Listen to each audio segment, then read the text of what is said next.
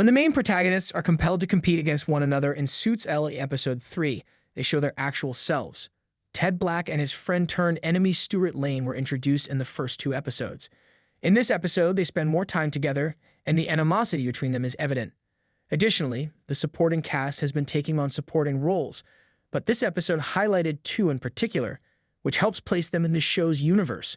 When new information surfaces that could blow up the case, the producer's murder trial, who is a client of Ted's, becomes increasingly stressful. The bond between Ted and Stuart is established through a number of scenes in the present as well as a flashback. A subplot involves the Black & Associates crew attempting to accommodate former The Office star Brian Baumgartner's desires. Both the workplace alumnus Brian Baumgartner and Patton Oswalt visit Ted's workplace in Suits LA's third episode, bringing in the big guest stars. How entertaining would Suits LA be if it had more entertainment stunts rather than pretentious law and order? The plot feels like an entertainment side story. Our purpose is not to voice grievances. Additionally, this episode answers some significant questions that the pilot did not address. The depth of Ted's bond with Stuart is shown through flashbacks to his gangster case in New York, which also provides additional background on Eddie's death's timing. As they clash again in the current timeline, Stuart and Ted's relationship gets even more tangled, and Stuart is forced to disclose that he has been given a very personal position in Ted's life. Character dynamics, at least those of the non-Ted characters, are beginning to make sense with the additional details. Suits LA is still figuring out exactly what type of show it wants to perform, and we're just following along.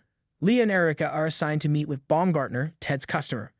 In an attempt to escape his office persona, the actor portrays a satirized version of himself.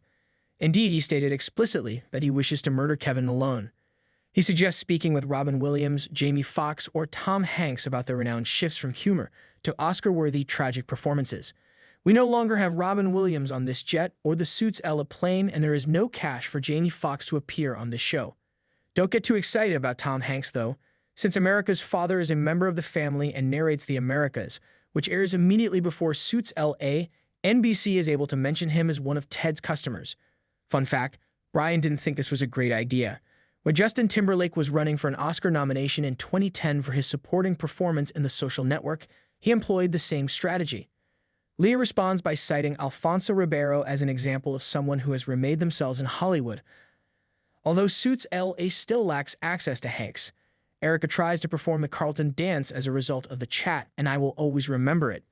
I hope Lex Scott Davis has changed her ways, although I'm not sure what she did to merit it. Leah searches Ted's client list in the meantime and locates Patton Oswalt, who is closer to Brian, better than Alfonso, but not really close. He fits well within the Suits LA appearance budget and is a versatile performer. Unfortunately for Brian, Patton doesn't support his goal of becoming an Academy Award-caliber performer, and the two argue about who has a better IMDb credit, Kevin Malone or Remy from Ratatouille. When Erica doesn't give him exactly what he wants the following time, Brian storms out of the office and threatens to fire her. Erica, however, is always a step ahead. In order to get Brian to be proactive about his dramatic desire, she had instructed Patton to lure him into the altercation. He then secured a leading role in an off-Broadway production. She lives to fight another day because Erica gave him the push he needed to put himself out there. This plot demonstrates that, if it so chooses and isn't overshadowed by everything else, Suits LA can be entertaining. Telling Lester that his wife is having an affair with his business colleague is a delightful chore for Ted and Kevin. Fortunately, Lester is truly taken aback by the disclosure. The bad news is that he starts destroying his office right away after losing his temper. After speaking with Valerie, Lester's wife, Ted's situation does not improve. Because her lawyer, Stuart Lane, has ordered her not to speak to anyone without him present, she declines to discuss Lester or her relationship with his partner, Simon. Ted and Stuart would be on opposing sides of the mediation table because Lester and Valerie are divorcing. After all, legal specialties don't matter on this program, so why wouldn't they also be divorce lawyers on top of everything else? It wasn't always hostility between Ted and Stuart.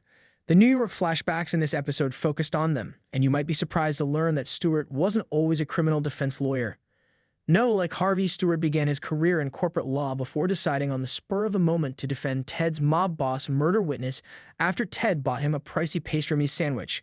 It would be a lot better for my blood pressure right now if I simply accepted that this series doesn't give a damn about the diverse qualifications and experience required to practice different kinds of law. Like PG Pants, you can't merely try on several cases.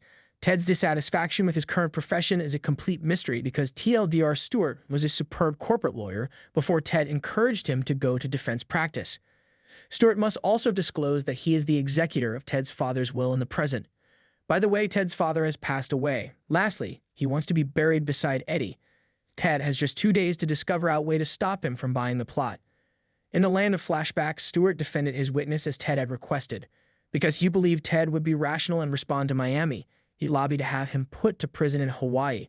Rather, Ted became quite arrogant and instructed Stewart and his witness to basically shove it.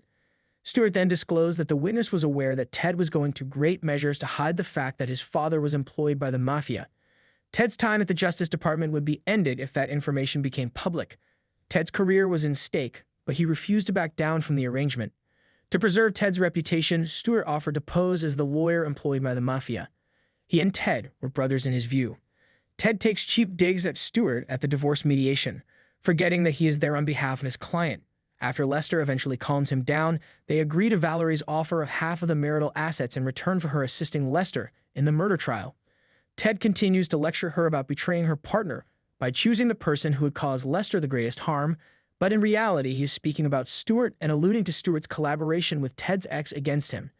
Ted then lashes out, but not before biting Sam as well. Folks, I think Ted is a terrible person and has a temper issue.